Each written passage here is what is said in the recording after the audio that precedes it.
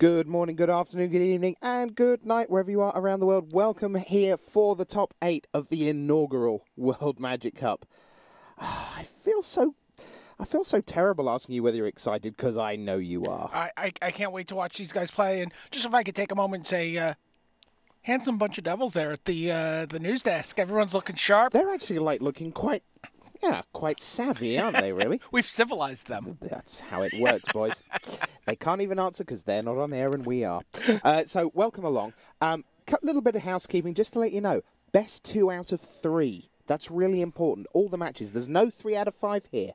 And we may not have mentioned this previously this weekend, but the top seed in each match, all 3 team members get to choose whether they want to play or draw first. I would suggest to you that makes seeding really important. I would agree with that suggestion. Guess what? The players are ready. It's 9 a.m. here on the East Coast of America. Wherever you are, if you're tucked up in bed in the middle of the night, getting ready for the afternoon, just postponing your evening out. Thanks for being with us. It's time for the quarterfinals.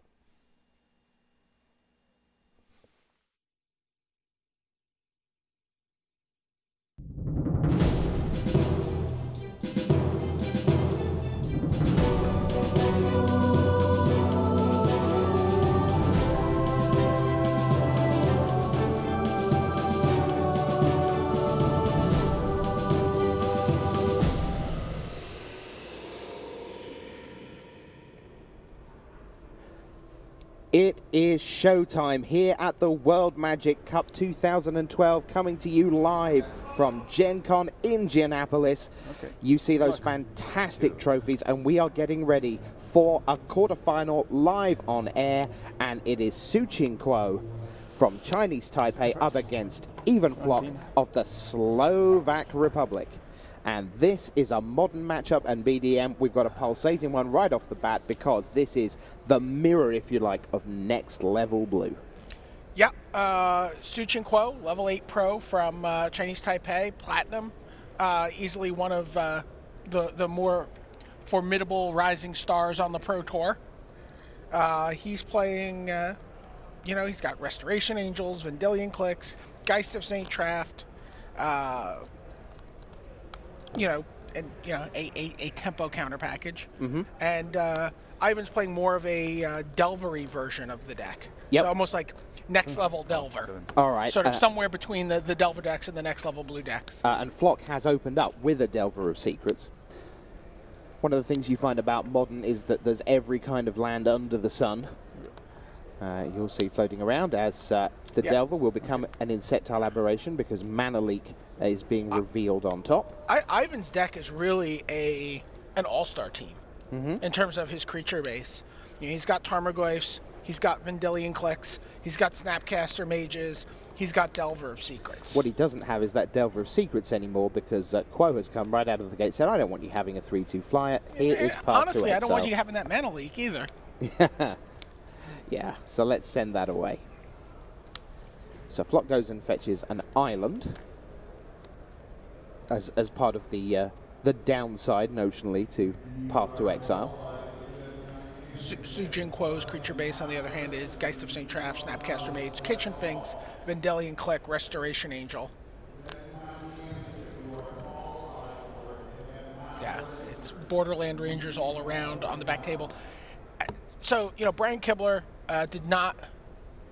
Team USA did not make the top 8 of this event, but his hand is very evident all over the block portion of this competition.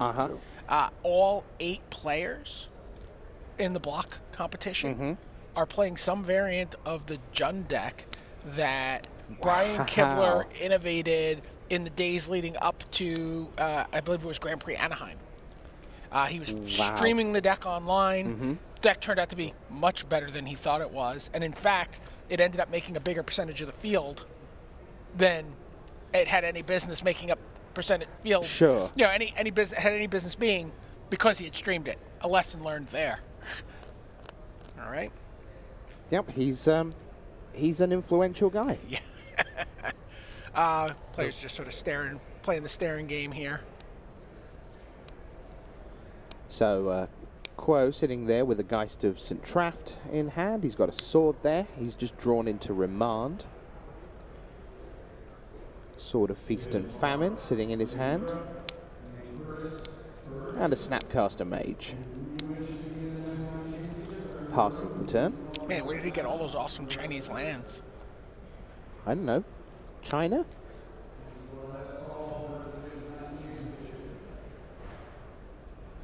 So full grip for Flock right now.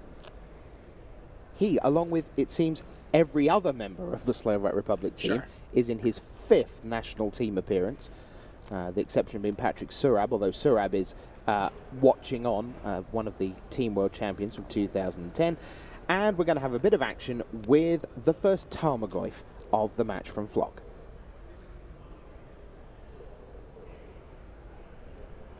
Quo has Remand in hand, but he's taking his time and thinking about this. Snapcaster into Path to Exile. Oh, but no, can't do that.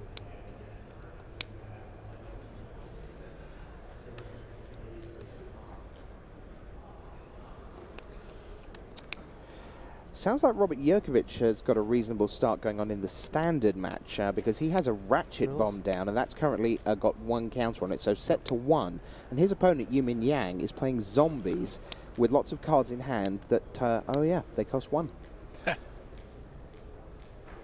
So the Remand was spell snared, but...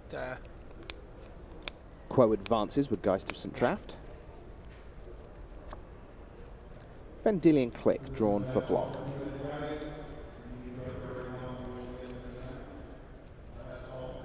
Yeah, it's so funny. You could easily just call Flock's deck Rug Delver. Sure. But you know, the Tarmogoyf, the Vendilion Click, the Vidalcan Shackles are all hallmarks of the next level deck. And of course, he's also got Cryptic Commands in there. Right. So I've just been calling it Next Level Delver. Yeah, that seems fair.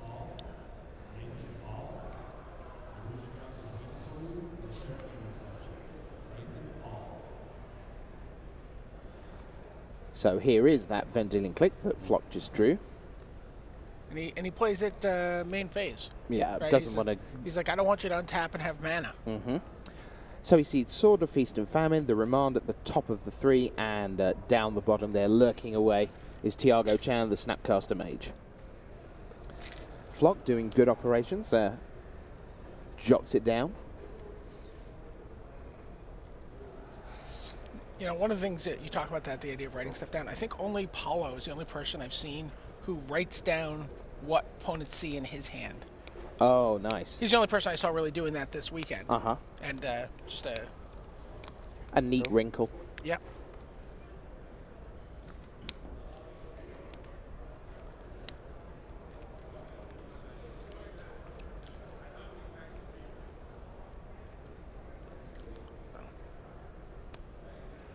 Says goodbye to the sword. Yep. So Quo up to 5 mana. Flock still down at 3. Yeah, my plan was a little different. Yeah. A turn ago. So now double Snapcaster and Remand, the hand for Quo. Brian Kibler's influence continues in the... although, have you noticed that it's like at a 90-degree different plane? Because Kibler's up and down, isn't he, when he when he flicks through his cards? I don't know how he does that. It's like, whoa. It's like people who spin the pen. They find the perfect balance point on there. Oh, yeah. And they get the pen spinning back and forth. The Conley Woods.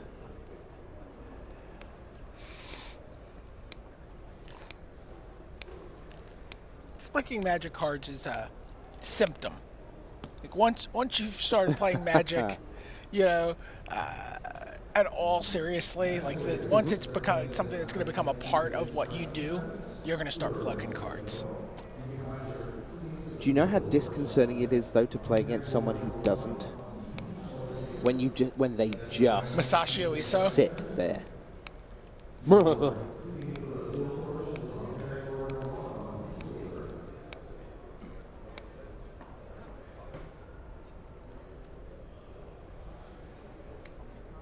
So Flock with an awful lot of cards sitting there. Quo down to 3. That's the thing with, you know, your Path to Exiles and your Remands. They're very good spells, but they don't necessarily advance your hand particularly. And Flock, a full 7 cards to Quo's 3 right now here in game 1. Remember, Jurkovic in a reasonably strong position against Yumin Yang early, thanks to his Ratchet Bomb against Yang's zombies.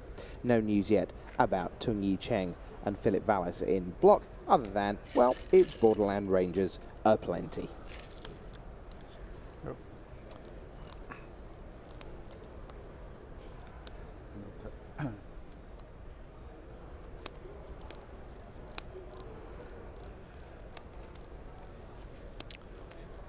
Snapcaster Mage on the stack here.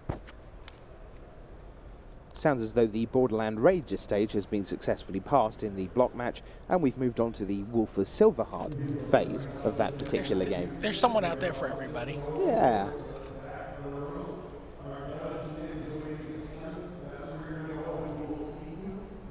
Tarmogoyf and Click, Geist of St. Traft, and now a Snapcaster Mage, maybe.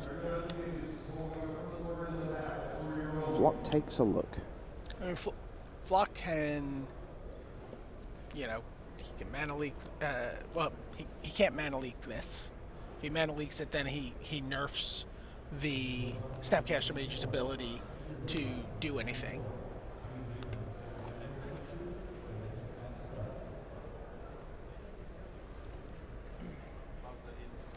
I'd like to thank those of you tuning in from Chinese Taipei. By my reckoning, you are 13 hours ahead of us right now, which leaves you 10:15 on Sunday night. So we hope you're enjoying your Sunday Night Magic live with us here from the World Magic Cup. Snapcaster Mage is resolved, and Quo is attempting to cast Path to Exile.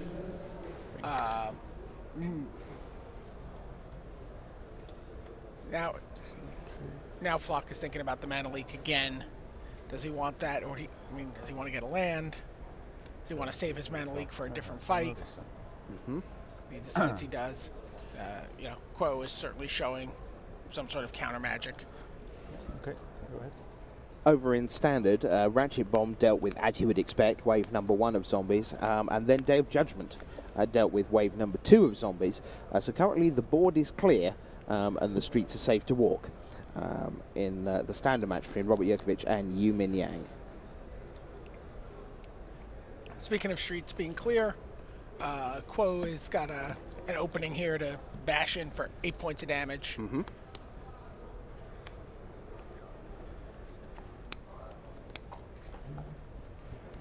And in comes the team. Oh look, it's a bonus angel. Where did that come from? If you don't know the card Geist of St. Traft, that's why. When it attacks, you get to get a little bonus. Not even that little a bonus. A little burst lightning for the Snapcaster Mage.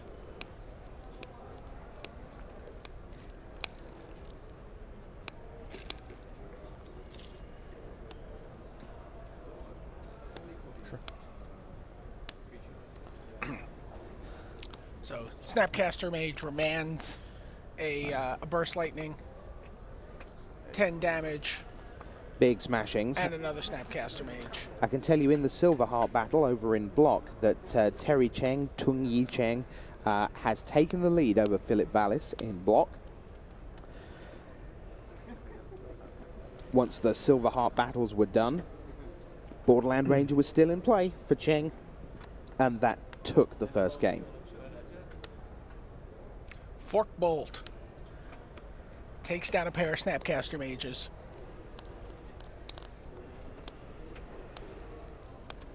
Go.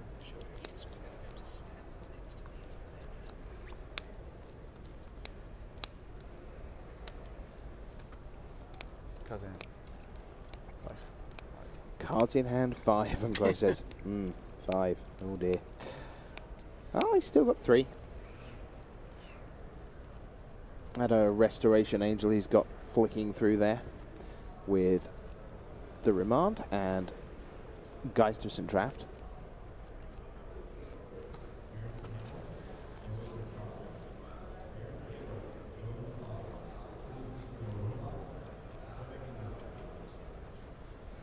Latin American fans tuning in to cover it live, saying, well, Brazil didn't make it. Latin power, go Puerto Rico. We'll bring you updates from the other matches as we can get them to you. Yeah, I talked to the Puerto Rican team early this morning, and they're still excited. Good. Still full of enthusiasm. Woke up this morning, life's still amazing. Yep. I didn't get a chance to talk to the Philippine team this morning. Did you get a chance to talk to them at all? No, I have not seen them today.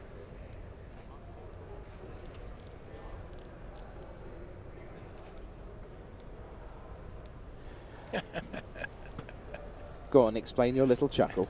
Just blood artists are painting pictures of each other on either side of the standard match between Yurkovich and Yang. Yurkovich and Yang, yeah. Blood artist for Yang, and Phantasmal Image copying blood artist for Yurkovich.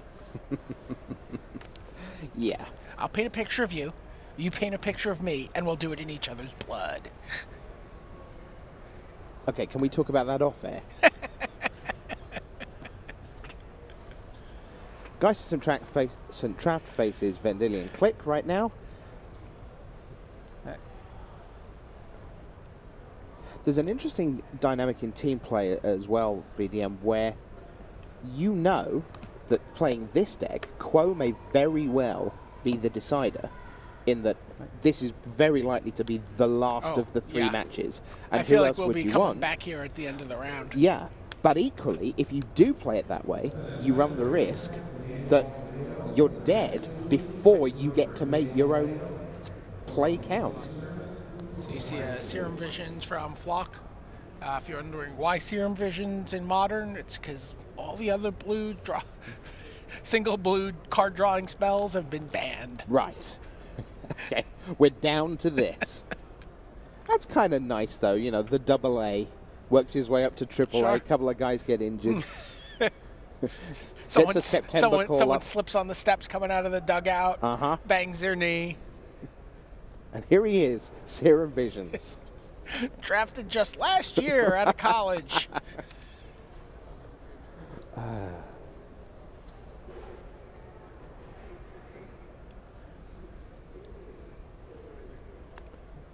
One bottom.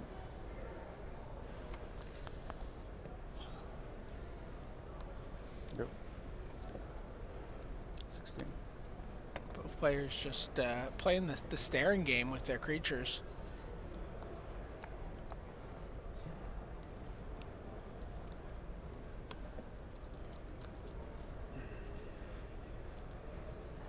Flock's down to 8, though. He's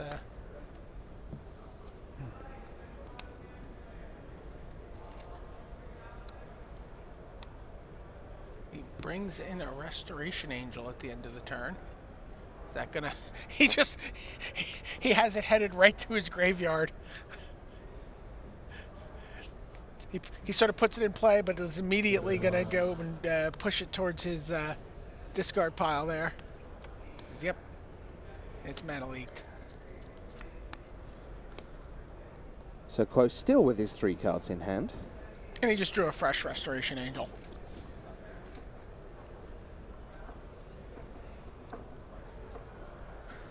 In we go.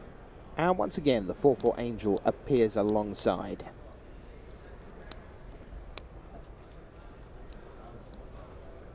Flock down at 8.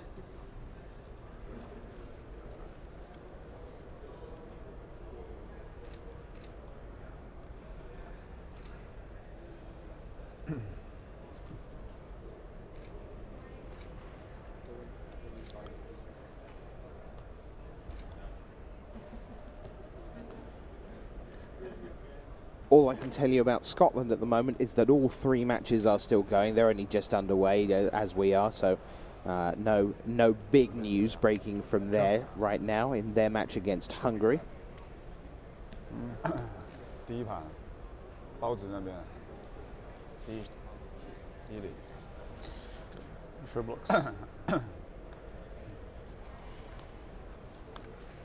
So before blocks, Snapcaster Mage comes down as just as a flash creature, not flashing anything back. Just an ambush Viper.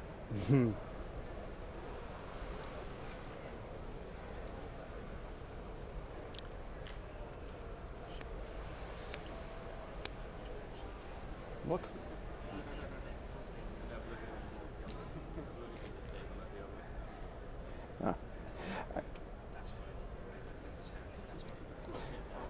And Quo's like, yep, that's fine. You can do that. Block my Geist because I've got another one in hand. And now that you've tapped out and played that instead of leaving mana open, you know, maybe representing mana leak, remand, something. It's like I've got this clear window to just play another Geist of St. Traff, which you clearly can't deal with. Yep, Geist 2's coming to dinner. Yeah. 4. Hand to me.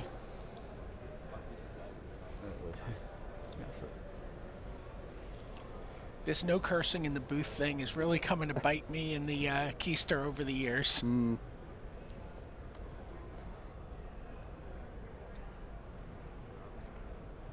So Flock really in a difficult spot here. Yeah, he doesn't.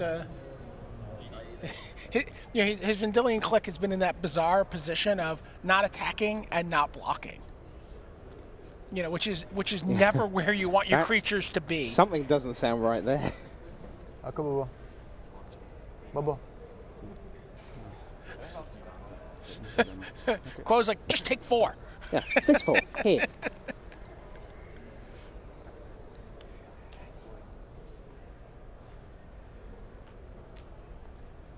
Oh, Yurkovich is down. So, both players had Blood Artist, but only one player had Mortarpod, and that was the zombie player. Yumin Yang, yeah, right. So he... That's disheartening for Yurkovich because the Ratchet Bomb at 1, clear the way. Day of Judgment, clear the way. It's exactly what you want to happen. Not enough. Yeah, and it sounds like a Brimstone Volley was the final brushstroke.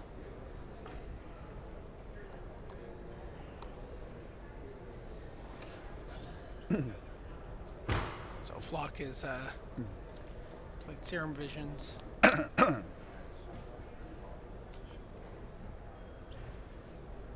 We will go and see game 2, how Robert Yurkovich fares up against Yumin Yang in standard with zombies. Yurkovich playing in kind of Esper, Sun Titans, Forbidden Alchemies, Lingering Souls. You know, Gideon Jura here and there, a couple of Ratchet Bombs, some removal. Really a throwback standard deck to when Innistrad was first released. Yeah. You know, that was kind of like the first deck a lot of people built. Unburial Rites, Forbidden Alchemy, and the Titans. For people, and we know you're desperate for updates from all the other matches, just to bear in mind that generally, as we've seen through the weekend, most matches come down in the kind of 40 to 50 to 60 minute range. That's where most of the action seems to take place. So this is still early in all the other matches. Very difficult Serum Visions for Ivan Flock there. He really agonized over his scry. So the way Serum Visions works is you draw a card and then you scry 2, which means you can take those 2 cards and put them in any combination of on top of and on bottom of your library. Yep. And he was you know, really agonizing over them and eventually pushed both cards. And I didn't get a chance to see what those were. So Quo now adds Celestial Colonnade. Yeah.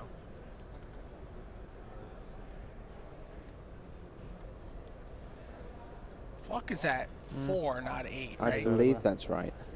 And so the Vendilion Click is going to need to block the Angel token here.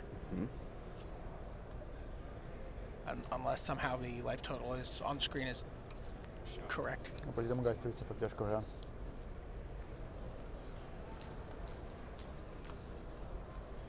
he took 4 in the air last turn, and it had said 8 at the time. Yep. Flock is indeed at 4. There we go. All right, we got the correct total on the screen now. So I mean, this Vendilion Click, which has done neither attacking or blocking is suddenly in the position of having to block, chump block, really, an angel token. Or he's going to be deceased. Have some updates that Puerto Rico is up a game in both modern and block, up against the #1 seeds Croatia. Croatia, though, do have a win on the board, and that is they are 1 up in standard. Do we know who's got the win? Who's playing standard for them?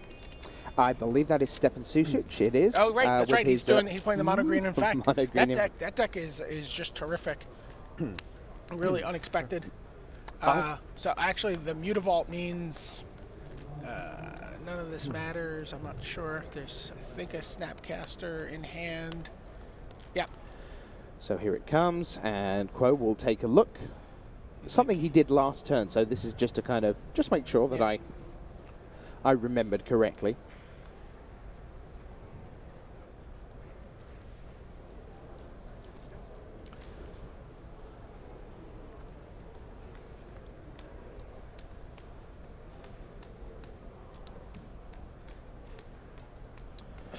So Philip Vallis back in block, 1-0 down, remember, to Terry Cheng. He's got a Hunt Master of the Fells plus a Wolf token. On the other side, though, Terry Cheng is underway with Borderland Ranger and Restoration Angel. So early on, you'd say that this is very much going the way of Chinese Taipei, but still plenty of time for the vastly experienced Slovak Republic team to turn things around. There are the blocks that you would expect. Mutavault gets in, Flock drops to 2. And the Geist is done, so that, I mean, that's really an end to the threats from Quo. I mean, he's got a Restoration Angel in hand, but... Yeah, there's a Mutavault sitting there. Yep. And of course he's got Celestial Colonnade waiting in the wings. Flock is going to electrolyze the Mutavault. Quo goes, the what? The what now? Oh, yeah. Quo is holding Cryptic Command. Flock is sitting there with 3 cards in hand. Right. He's been kind of behind the mana curve, if you will, all game. So he's been just like sitting there with a glut of cards. He has not been the beatdown. Well and truly. So 2 4-mana answers. Restoration Angel. That actually doesn't work, right? Because Mutavault's an angel. I am going to remand that. No, he deprived it. Oh, deprived. Yeah.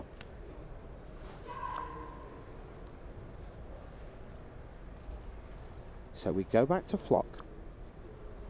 Whoa. He's drawn into Tarmogoyf. One card, right?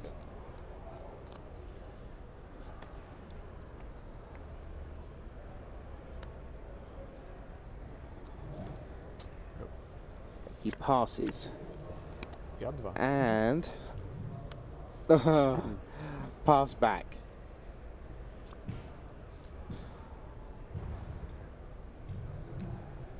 Flock. Not a lot of wiggle room. Sitting at 2 But to be life. fair, Suchin Quo does not have a lot of wiggle left. Still has that Celestial Colonnade on the table. Ah, yes.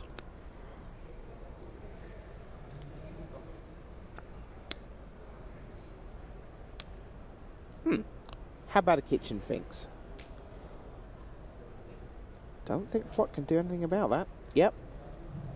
That's in. Yeah, it's worth noting that Restoration Angel would not have saved that Mutavault. Mm-hmm.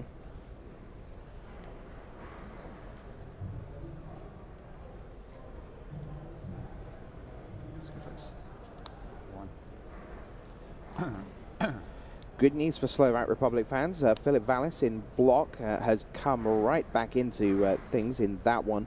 The board for Chinese Taipei for Terry Cheng is now empty. And Sever the Bloodline helped out for Philip Vallis in that one. So he's back at parity in terms of game 2. Still 1-0 down, though, remember, to Tung Yi Cheng. So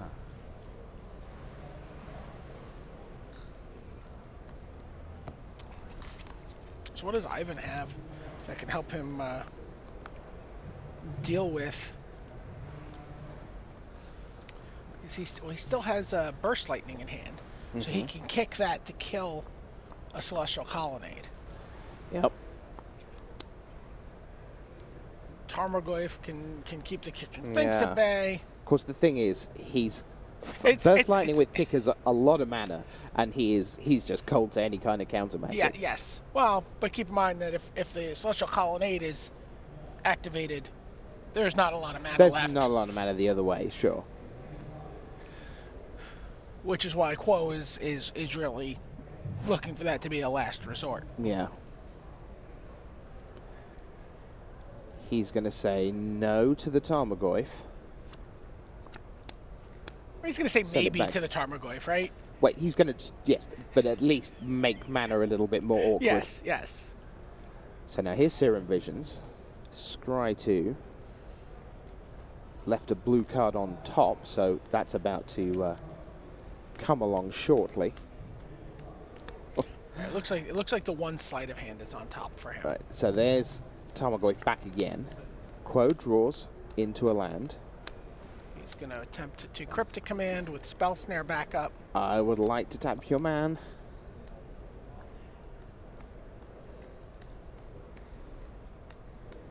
And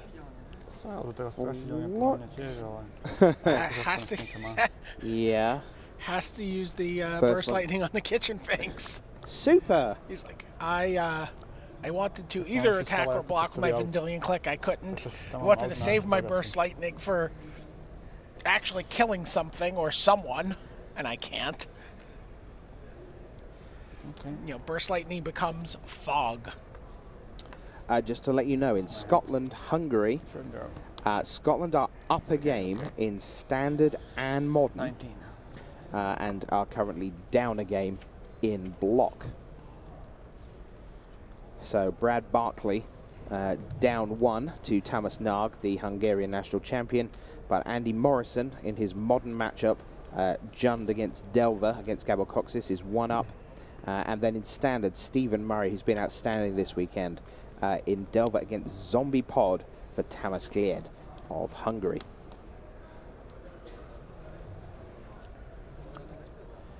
The Philippines are 1-0 up in their match over Poland. Their Cinderella story just keeps on going, huh? That's their block match.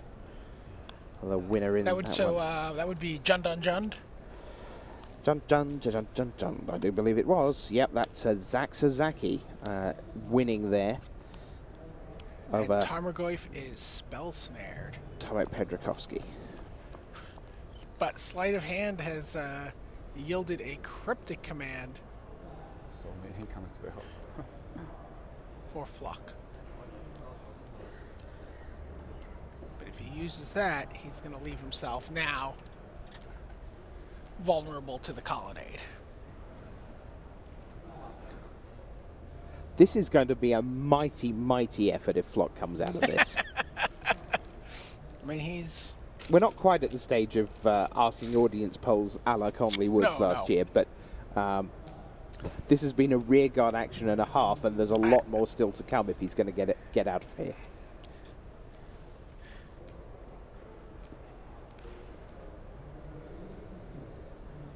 Quo seems utterly unflappable to me. I mean, the man's played in 20-odd Pro Tours. He has 158 lifetime Pro points, 40 Grand Prix. He's made 9 Grand Prix top 8s. You know, Sunday is where he lives. So, and he's been around forever as well. His first GP is back in 2000, his first GP top 8. And he's still his most recent Kuala Lumpur this year. It's not like he's just a player from a go either. Right. It's right the way through the last dozen years. Here, Robert here, Quebec, and Flock consulting on how to handle this play. Ale som akože Quo slow rolling his mastery of Eastern European languages. Čo ďalšie kolo? Akože keď potiahnem ďalšie kolo, som tým všetko. Takto, keď to nechám I want to get a taxi to the airport. I thought we were going to get the bus. Yeah, the taxi's more comfortable. Akože aj v tom komande je normálnom, hej? Bus is cheaper. Samozrejme, že som v remande a tak ďalej, hej. See, that's exactly what they're saying. You know it. Yeah, Robert just said I have a lot of bags. Which is always an issue for sharing at these things.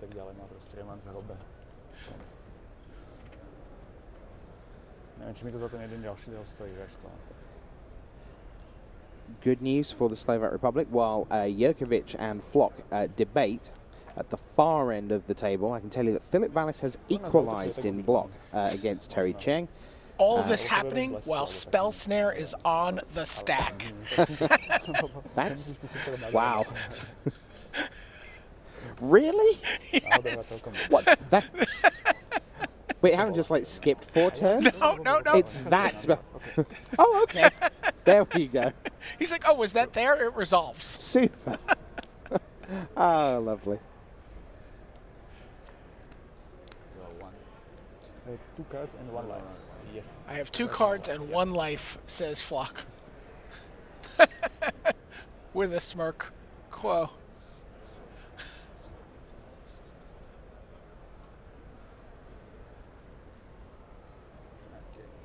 Okay. Bounce, draw a card. Says Flock. That's his 2 modes for Cryptic Command. 1 card. Yeah. He couldn't do it before attackers tap it because then... No, tak som ma dostal na tým Amandom. Okay. Snapcaster. You're 1. Yeah. You're a 1.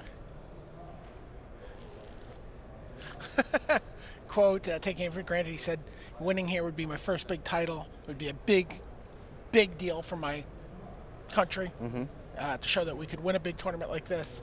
He's not taking any chances. He's like, you're at 1? And this is, you know, seems like a pretty given that this Snapcaster Mage can just get the Cryptic Command or the Remand or...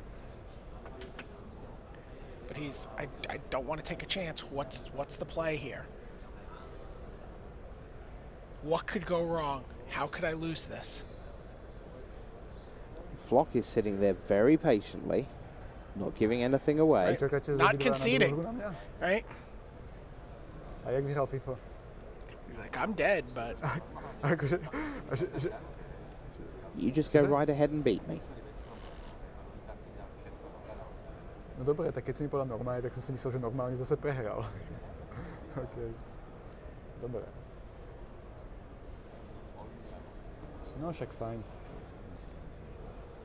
So Quo now deciding exactly what he does want to get out of his graveyard off the Snapcaster. Looks like it's going to be Remand. That's what he's sort of brought to the top of his graveyard. Quo just checking. He's wearing his national champion medal. The World Magic Cup 2012 national champion. There you see it. 71 of those handed out at the start of the weekend. And quickly, there you go. Okay. Yeah, you got me. And that is 1-0 to Suchin Quo.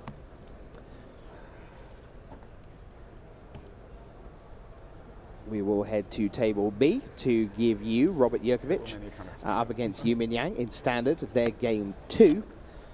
And we're currently holding Game 3 in the blood match. No neporazil som ho ani keď si dal mulligan na 6 na play, takže...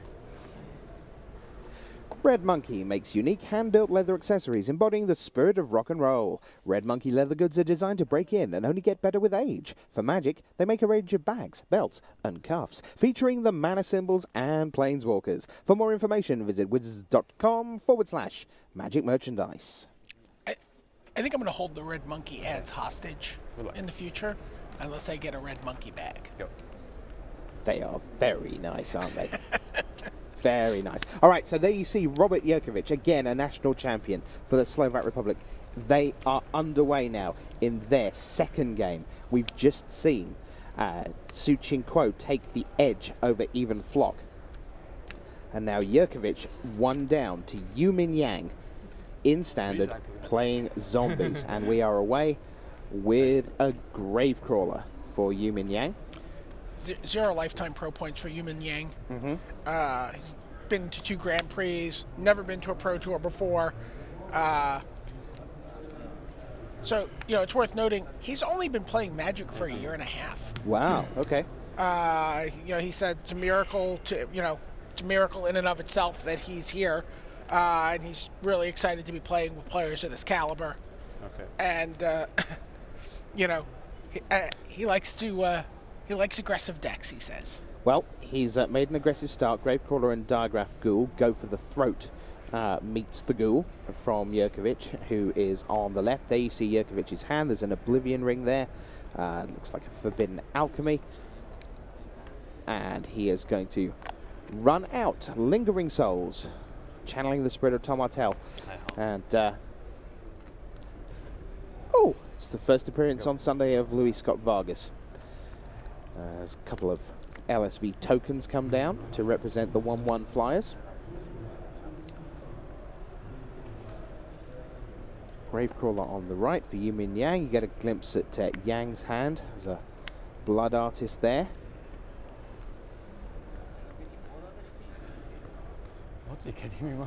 And looks like Arc Trail coming in from the sideboard on the right of the hand.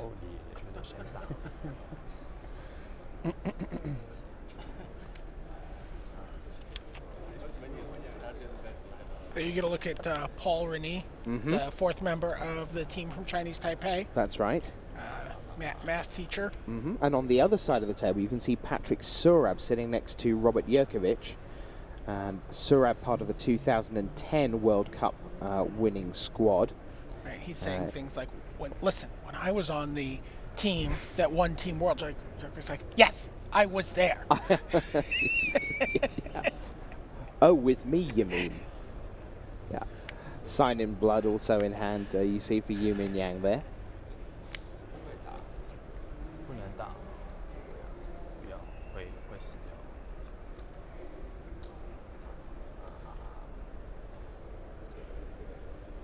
There you see Patrick Surab on the left of screen, sitting to the left of Robert Jerkovic.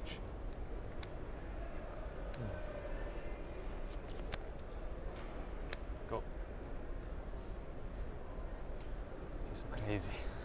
Philippines are doing very nicely. They're up both in block and standard. Looks like Philippines only 4 life away from winning standard, taking the match. Puerto Rico have notched their first match win. They've taken the modern match 2-0.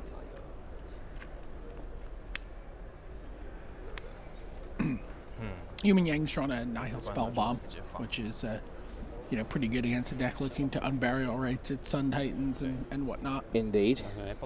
Probably not as good as that Arc Trail right now. Mortar Pod sitting at the back of that hand of 4.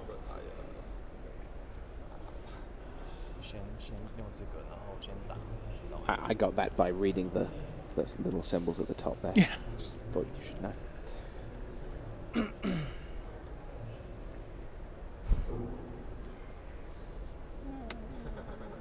Okay. Oh. LSV has been banished from the table by the judge. 2 actual spirit tokens. Puerto Rico wins modern. They lead Croatia 1-0.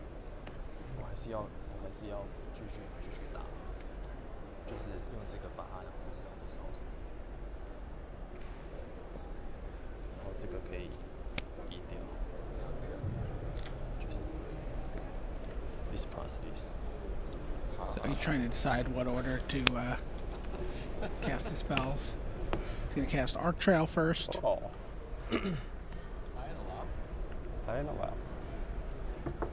Poland are tied up in standard. Kill both your tokens, drain you for 2, gain 2. Get in for 2. Attack. Kind of a big swing there.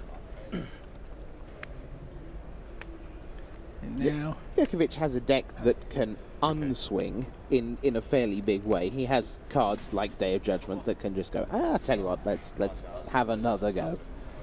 这个就在他的抽牌完进入主回合的时候有。 So Valis tied with Cheng in block. Interestingly, no Elishnorn to Unburial.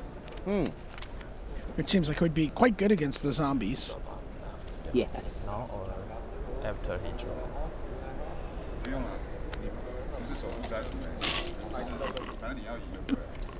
On the left of screen, you see Tung-Yi Cheng, Terry Cheng, waiting for his turn to face Philip Valis in their decider.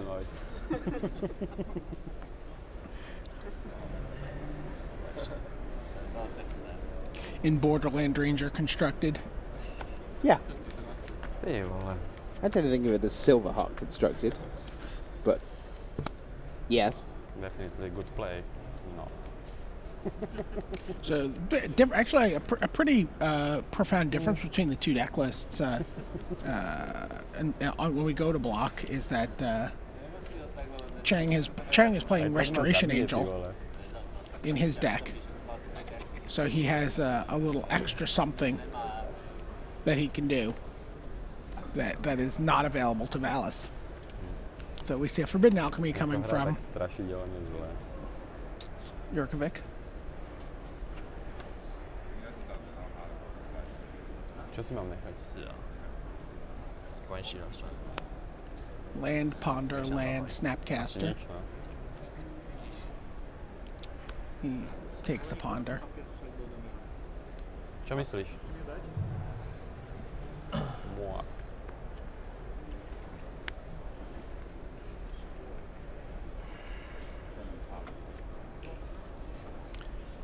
A pair of Oblivion Rings. Neviem. He's just going to get rid of that Blood Artist. Hej. Ponder. So Jurkovic gets a look. He sees a Day of Judgment. A Sun Titan, a Nihil Spellbomb. I like that both players have brought in Nihil Spellbomb against the other. Yeah. Zvláštní mi všetky, ne? 好，我先打还是先用抽牌？ Ja mám 14 životov, keď dá aristokrata, tak mi to dá za 6. 先抽好了。 Ako dá mi to za 6 tak či tak, ale budem mať iba aristokrata. There's an interesting dynamic about to unveil itself, I think, here, because a lot of people are asking on the various social media, on Cover It Live, on Twitter and around the world.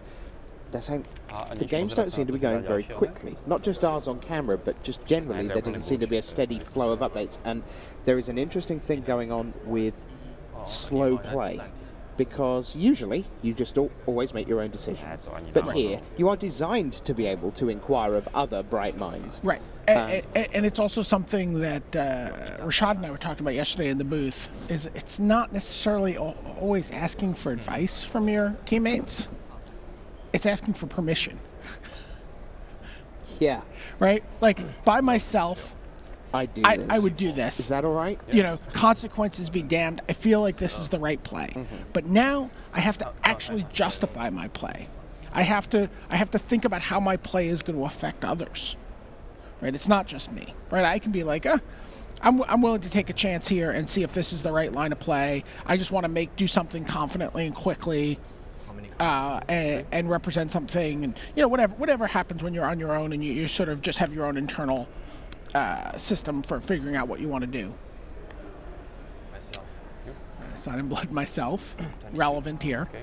Okay. But now you're like, is this, should I do this? Do I, what? Can I keep this hand? Yeah. There's a lot of factors going into it, and it does mean that if the pace of play continues, not just here but elsewhere, I would imagine we will see head judge Ricardo Tessitore at some point pointing out that it's only 10 days until the Players' Championship. I was a little surprised we didn't see that in the Quo Flock match with that spell snare that was on the stack for 4 turns, as it were. Yeah. Hey. Yes, I think that's here comes the Sun Titan. Very good. Getting back a land. Now, normally that's a joke. Can I read it? Just make sure. But of course, I can read it, it turns out. This doesn't happen very often. No. So next turn, kind of interesting. He can, Sun Titan can attack, get back the Snapcaster Mage, and now he has the mana to ponder. Off the Snapcaster Mage. He can get 2 cards out of his graveyard with the Sun Titan next turn.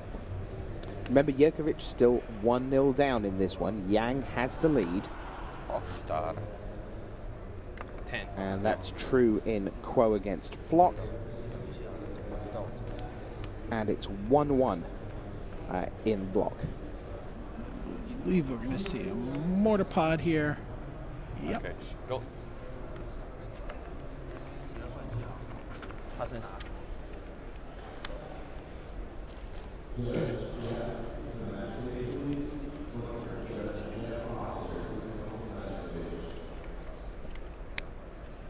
Čo teraz?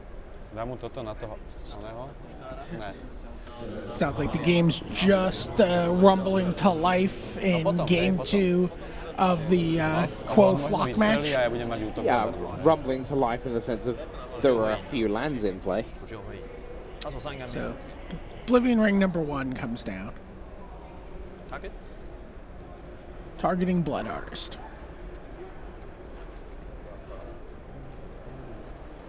Croatia casts all 4 Apostles' Blessings to win their standard match. Wow.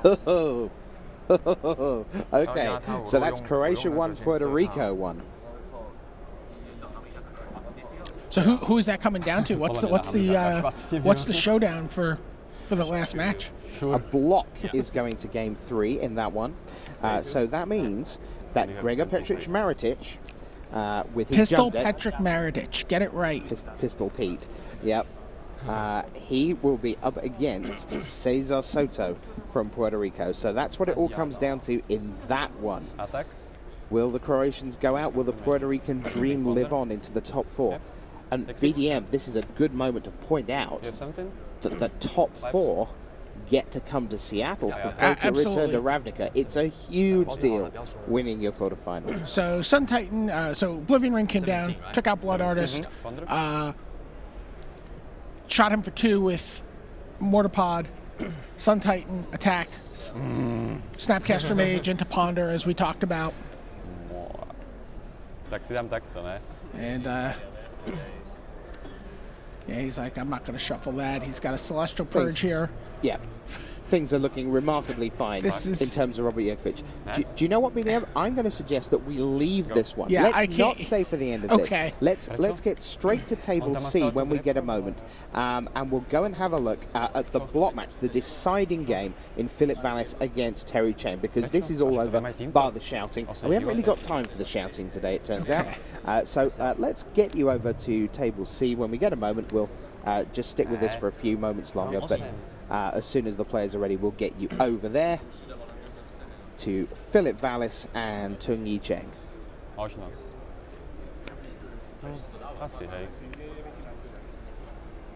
okay.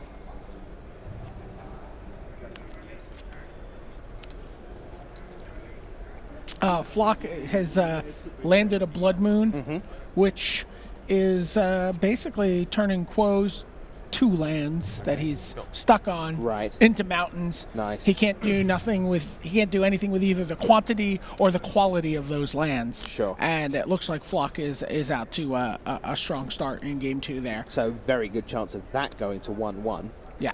But we are heading to this game. And we see a pair of Abundant Growths and an Avacyn Pilgrim. Avacyn Pilgrim was the unofficial mascot of Pro Tour Avacyn Restored. We saw it all the time. This is Tung Yi Cheng playing block against Philip Vallis. Vallis, again, 5-time team member, up against you see Tung Yi Cheng. Devil's Play taking out the Avacyn's Pilgrim. The Pilgrim. Both players playing Jund, although Cheng is playing sort of a 4-color Jund with Restoration Angel. Cheng made his Pro Tour debut at Pro Tour Avacyn Restored in Barcelona earlier this year, as he sits there trying to take this third game against Philip Vallis, who will lay a forest. And to the shock of everyone, it's a Borderland Ranger. Hungary wins the block match to go 1-0 up over Scotland. Yeah, Tarmogoyf's finished that match off for Flock. And they are going to go to game 3. So right now, as far as I can see, we have Hungary 1-0 up on Scotland. We have the Philippines 1-0 up on Poland, and we have Croatia and Puerto Rico tied at 1. Here, we're still at 0-0.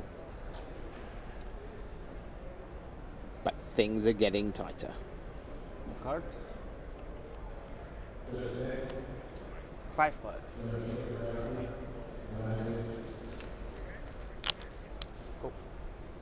There's Evolving Wilds, and off you go, says Vallis, who's sitting there with 6 cards in hand, including Wolfist Silverheart, 2 copies of that, a Zealous Conscripts, say Tragic Slip sitting there. So, Cheng's highlight of this tournament was clearly when he bonfired the damn Brian Kibler and Team USA out of the event. In his profile, he said, "I looked at my wife and I top-decked Bonfire." Wow. Yep, that's pretty poetic.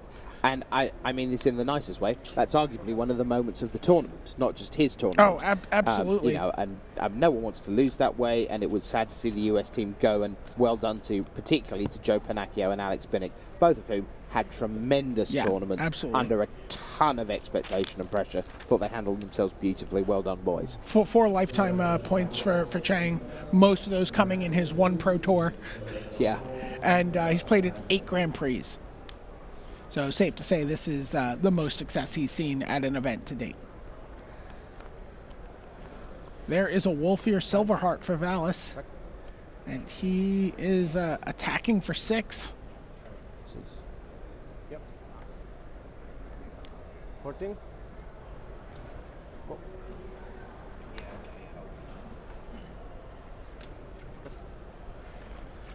Is that a... That's a Restoration Angel. That's a Restoration Angel. I don't recognize that promo. With the fun art. Yeah. Sure, 17. Sure, 17, says Vallis, takes the 3. That's really not that big a problem for Vallis right now. Yeah, who's positioned to attack for 14 here, which is Cheng's life total. Even Flock has indeed equalized against Suchin Quo. That Blood Moon, no land for Quo, and even the lands he had didn't actually do anything. So they're going to game 3. We're in game 3 here, and as we know, Jurkovic is just about equalizing as we speak. So all 3 games are tied at 1. So now it's the 2 out of 3. No more room for maneuver. Vallis is asking for permission to play his Zealous Conscripts and take an Avacyn's Pilgrim. Scotland and Hungary going to game 3 in standard. He's like, come on, I want to Conscripts this Pilgrim and attack for the win.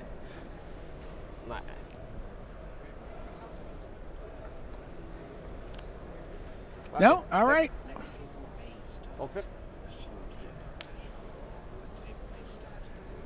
So take 6. So Cheng blocks with the Pilgrim, takes 6 from the Borderland Ranger, and Restoration Angels his Pilgrim back into play.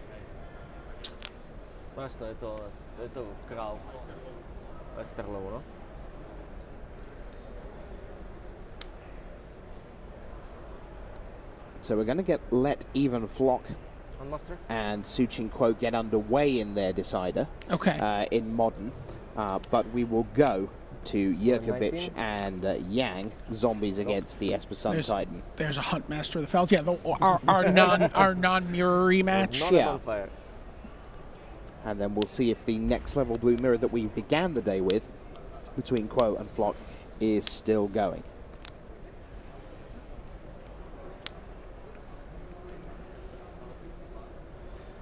Scotland wins modern to even it at 1-1 with Hungary, and now it comes down to game 3 of standard in that one. So enough mana, by the way, on Cheng's side of the table to, if he top decks a bonfire, you know, get back into this game. If he kills the, if he can get to 6 to kill the Borderland Ranger, they'd unpair. The Wolfie or Silverheart would die as well. Clear everything out. Stephen Murray against Tamas Glied. Standard on standard. Hungary against Scotland for a place in the semi-finals of the World Magic Cup and a place for all 4 team members at Pro Tour Return to Ravnica. High stakes Magic.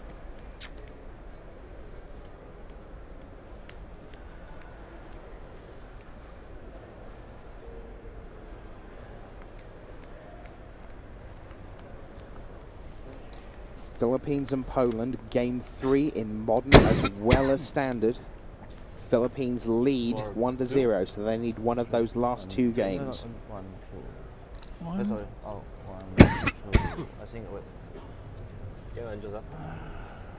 We see a cryptic, I mean a Bonfire of the Damned, non-miracle variety, just your normal everyday Bonfire of the Damned. For 1, 2. He's like, do I want to play it for 3? If I play it for 3, I need to tap my Pilgrim. I am getting word that Philippines have defeated Poland. That wow, Philippines that is are through to the semi-finals of the World Magic Cup. Huge upset. Gerald Kamangan, Andrew Cantillana, and Zax Azaki.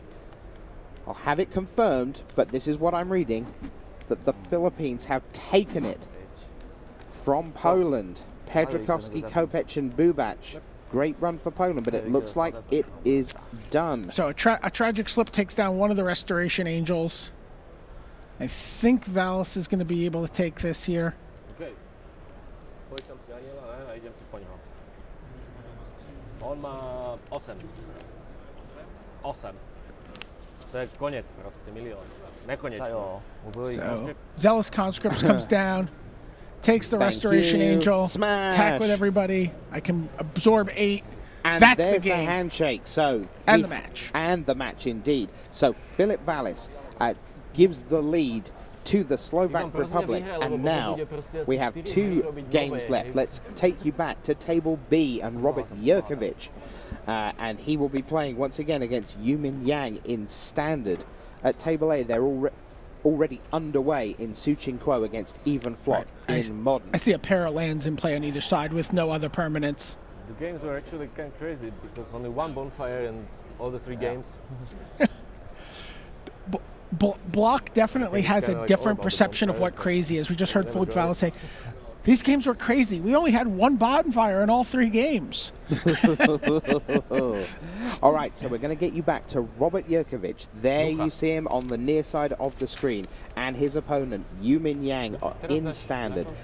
Yang with the zombies, 1-1. And Robert Jurkovic with this Esper, Sun Titan, Unburial Rites, all the big hits of controlness.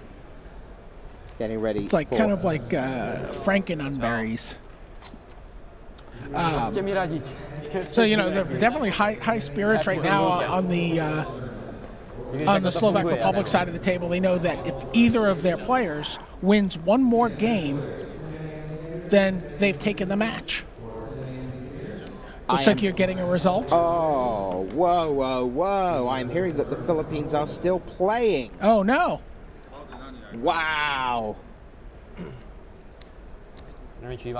There was not a result in the Philippines.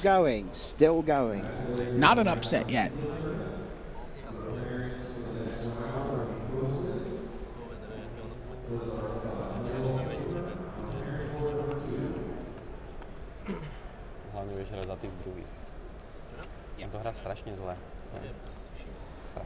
Poland have equalized, in fact. It is 1-1 in Poland, Philippines. That is where we've got to. Poland wins Modern, taking it to 1-1. And they are down to the final game in Standard to decide.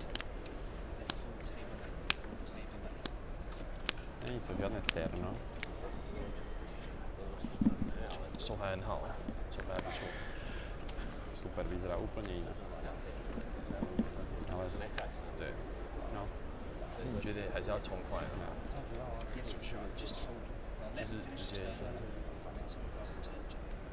没有掉头，我说要不要先下 M13？不要玩。So nobody's gonna win a match off camera. Okay, so we're gonna hold. We're gonna bring you the deciding match on camera of this team round, one way or the other. So if this match is not determined by Robert Jurkovic in this game, we will go to Flock and Quo and watch that, which would then be the deciding match. Slovak Republic is up one match to 0. Both of the remaining matches are tied at 1 game apiece. So Slovak Republic 1 up. Hungary and Scotland 1-1. They're playing a deciding game in standard. Philippines and Poland 1-1.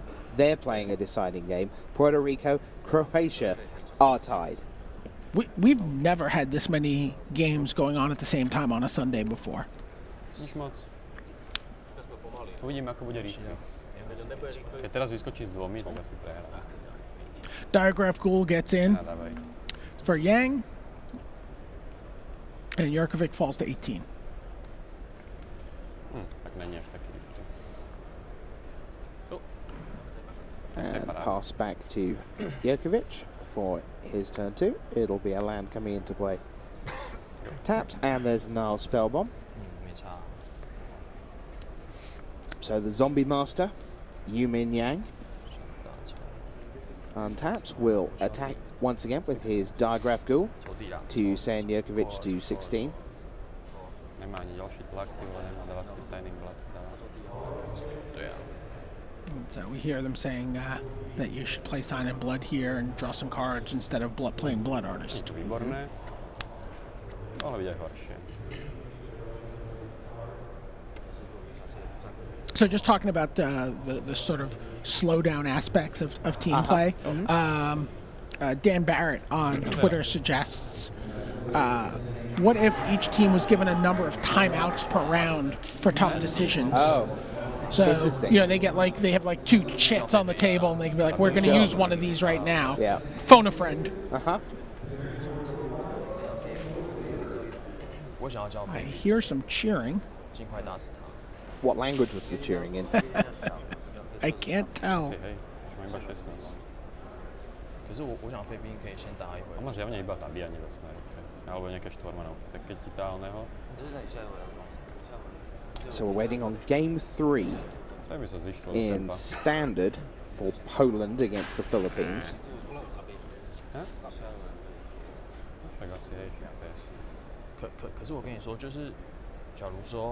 And Quo and Flock are waiting patiently. I mean, patiently is probably an exaggeration. They're waiting. That is accurate. And now we do have a result. Brace yourself. Puerto Rico takes the decider and defeats the #1 seed Croatia. Puerto Rico are through to the semi-finals by 2 matches to 1. USA Protectorate. USA Protectorate.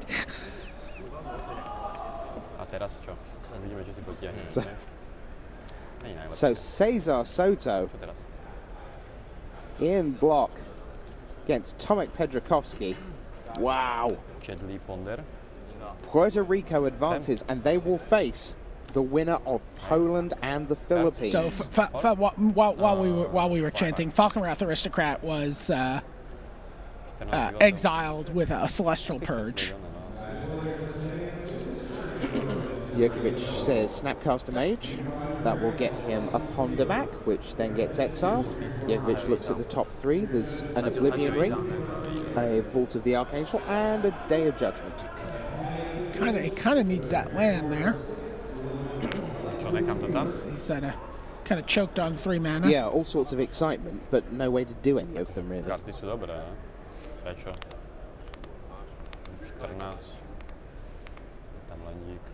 Still Jurkovic in decent shape here early, not under a ton of pressure. He's at 14, but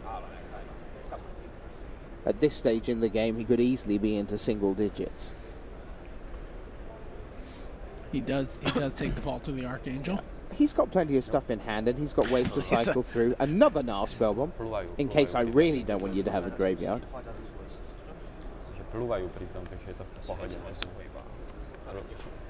And another Falconwrath Aristocrat for Yumin Yang.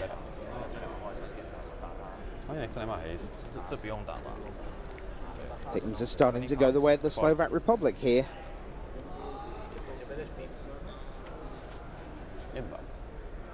Already one match up thanks to Philip Vallis winning his block match over Tung Yi Cheng. So I got another question on Twitter from AMW Starcore. He says, why make such a big deal of time at the World Cup? World Magic Cup. I think they should have plenty of time. You don't want bad losses due to rushed play. Well, that's absolutely true. Everything he said there is correct. They should have plenty of time. They shouldn't lose to being rushed. They have plenty of time. They're not being rushed. Then there's a thing beyond that. It's all there is a finite point where not being rushed and having plenty of time becomes Tuesday. And somewhere along that line, it's a judgment call. And logistically, at some point, forklifts come rumbling in here and start dismantling Gen Con.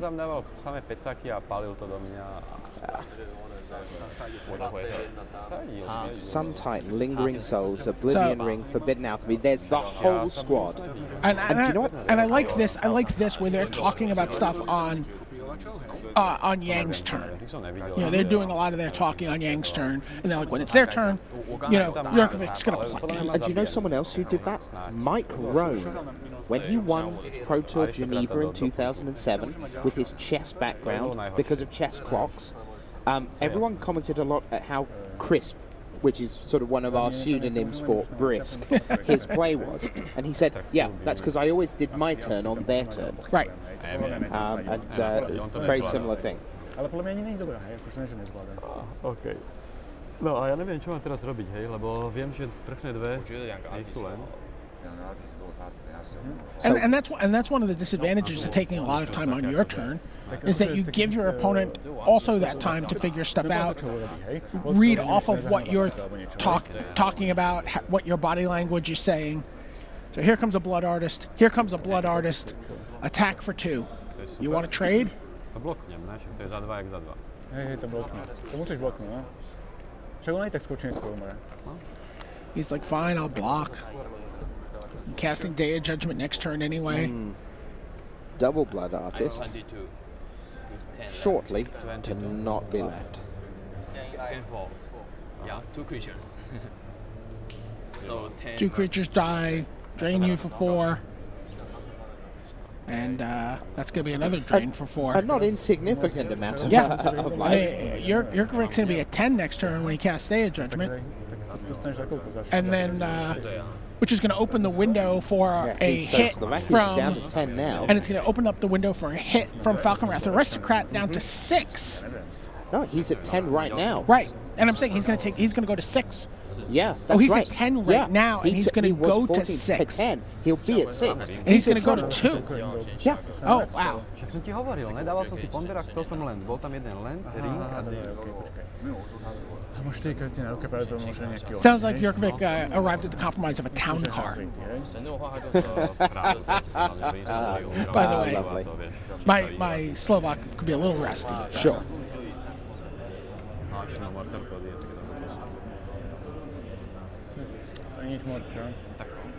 So if Yumin Yang can pull this one out, we will go to a decider between Even Flock and Suchin Quo. It's like the Andrea Doria over there on table on the Flock table. Like everything, the table's empty of players, but the cards are sitting there. And there in the background is one Kevin Dupre, one of our highest level judges in the world. And he's just having a little word, I think, along the lines of time to press on. Right. Could be wrong. So Oblivion Ring on a Blood Artist rather than the Day of Judgment.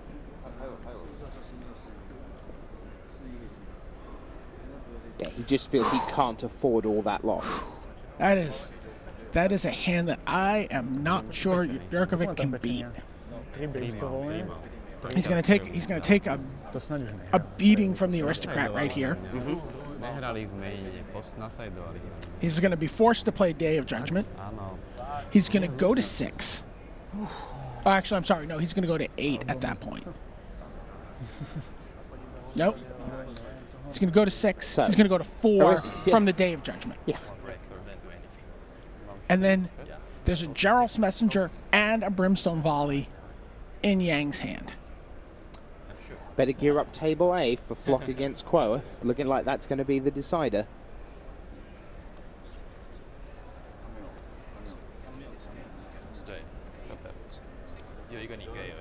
There is a vault of the... There is a Vault of the Archangel in play for Jurkovic, which if he had a little time and some creatures, he could maybe lifelink his way back into this game. Cavern of Souls. Saying giant.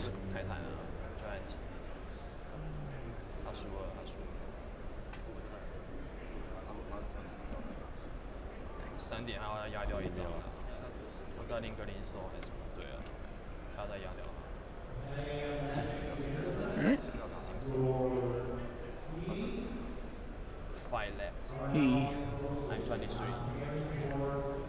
goes to Oblivion Ring, the Falcon Wrath Aristocrat.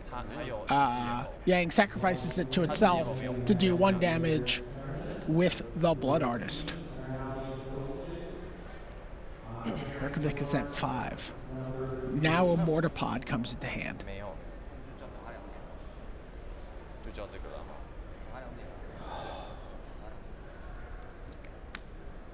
There's Gerald's Messenger. Your turn. Down to 3.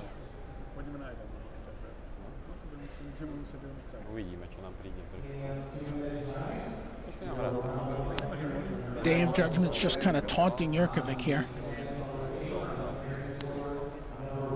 But he has to go to 1. So there it is. Yeah, it doesn't. Oh, wait, no, it doesn't kill him because with the trigger on the stack for Undying, he activates Nihil Spell Bomb. Yep, go away. So 1 left. Few. But still, at 1. I'm 25. Yes. Yeah. Never mind the 25, it's the 1 that counts. But Yang will have a buffet of ways to kill him in his hand right now. There's a Mortipod there. He could have gone for the Artful Sign and Blood kill. And that is it. So it's 1-1, and that means we are going to go to a deciding game on table A. It's where we began. It is even Flock and Su Ching Kuo for all the marbles.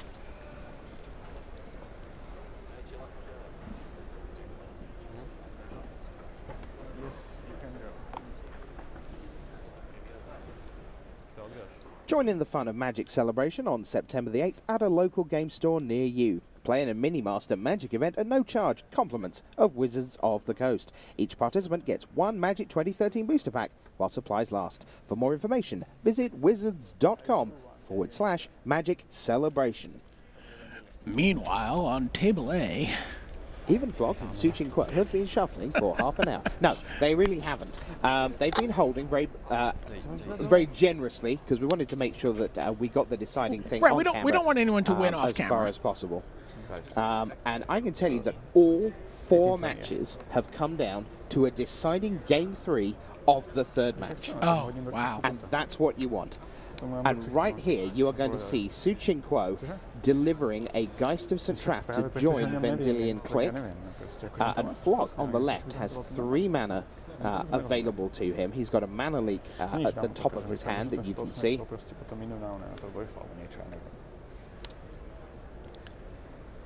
And Flock just contemplating whether he wants that to occur or not.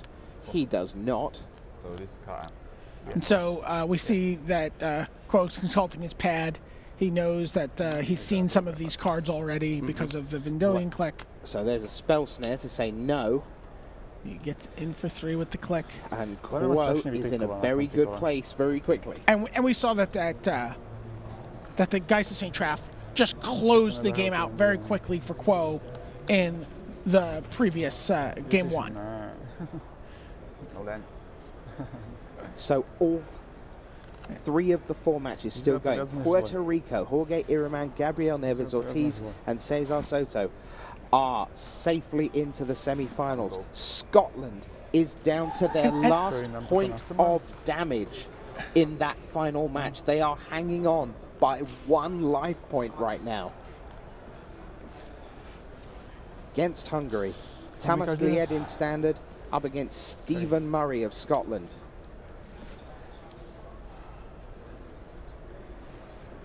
And I can tell you that Poland have pulled it out against the Philippines. Philippines, I'm so sorry to have given you a heart attack earlier. Reports of Poland's demise were greatly exaggerated. Tomek Pedrakowski, Mateusz Kovac, Adam Bubac, they advance, and all the Ps will be in the top half. Puerto Rico against Poland is your first World Magic Cup semi-final. If Puerto Rico wants to continue the Cinderella story, it is not going to be easy. No. Scotland down to just 1 life. Stephen Murray against Tamas Glied of Hungary. And here at 1-1, it is Suchin Quo against Even Flock, and it's advantage to Chinese Taipei. It looks very favorable for them right now. Quo trying to figure out how to work around his limited resources, if you will. He's got 3 lands. He's going to play Vendilion Click to Legend Rule the Vendilion Click. Targets himself with the Click's ability. Just to clarify for people at home new to coverage, if creatures are legendary, you can't have 2 of them in play anywhere, whether it's your side or their side. So as soon as the second one appears, they look at each other and go, wait, what am I doing here? It's like a temporal rift, and they all go away. And you can see Vendilion Click, when it comes into play, you get to look at target player's hand and put a card on the bottom, non-land card on the bottom, and draw a card. And so he pushed his deprived to the bottom. And we have another result. That 1 life point was not enough. Hungary advance to the semi-finals. Congratulations, Tamas Gabocoxis, Tamas Glied. Commiserations to Andy Morrison, Brad Barkley, and Stephen Murray of Scotland. A great run, but it is Hungary who advance to the semi-finals, which means this is the last game of the last match of the last match of 4 here in the quarterfinals. Ivan Flock is down to 9 life and a grip full of cards that he just does not have the mana to extricate himself from this situation. He's got a Tarmogoyf. He doesn't even know if that will resolve. He's like, do I play sleight of hand first, dig for a land? Tak možno zahrať najprv a potom si ho podržať. Teda najprv, no. Tarmogoyf. Yeah. Tarmogoyf for Flock. Quo has all sorts of things to say no. He's got a Snapcaster Mage that he can go to his graveyard for. He's got a Cryptic Command. And the Cryptic Command is probably the better play here because it doesn't get spell snared, and then he just gets in for 6 more damage.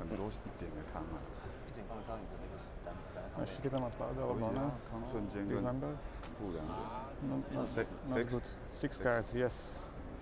Yeah, 6 cards, but not enough land. Yeah, he's got the option of Snapcaster Mage, Spell Snare. Which seems to be what he's going to go for. He does go for Snapcaster Mage. That's going to get Spell Snared. And the Tarmogoyf is going to stick. But he's still holding Cryptic Command, so he can tap it in for 6. Sure. He can just bounce it back to his hand, say, let's fight over this again. Yeah. You carry on spending 2/3 of your resources. Ten jeho hand ma ešte ničí. Že ten jeho land mi ešte vadí strašne. No. So another Snapcaster Mage comes down, ambush Viper you. Just to come down. What is that white card? It's going round No, and round and round.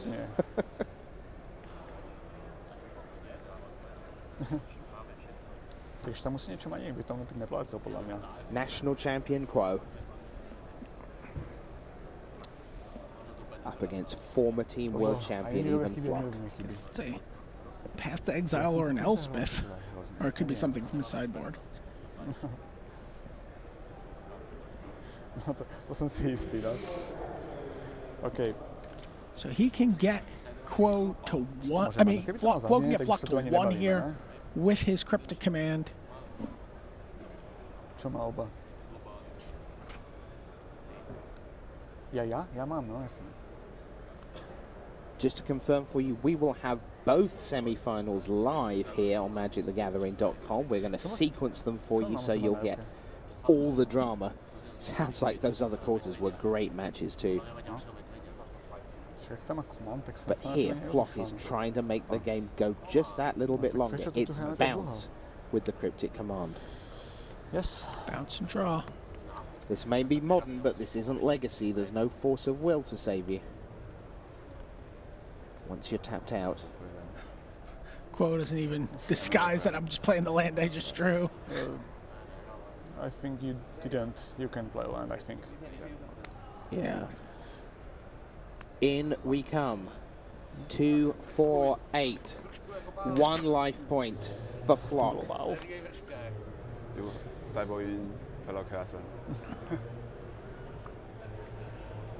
Ah, fetch land.